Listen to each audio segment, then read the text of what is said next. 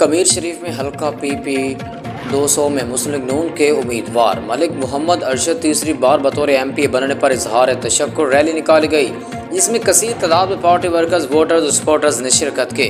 कमीर में जगह जगह कारकुनान की तरफ से अरशद मलिक का वालिहाना ढोल की थाप पर इस्तकबाल किया गया और फूल निछावर किए गए। मलिक अरशद ने यंग जर्नलिस्ट प्रेस क्लब कमीर के सहाफ़ियों को इंटरव्यू में बताया कि मैं कमीर के अवाम का बिलखुसूस और हल्के के अवाम का अमूमी तौर पर शुक्रिया अदा करता हूँ, जिन्होंने मुझे वोट और सपोर्ट से कामयाब करवाया। उनका ये भी कहना है कि मैं बाबा मोहम्मद पनाह की खुसूसी करम नवाज़ी से कामयाब हुआ हूँ, इस पर मैं बहुत खुश हूँ और इंशाल्लाह मैं अपनी कमीर की आवाम के लिए पहले की तरह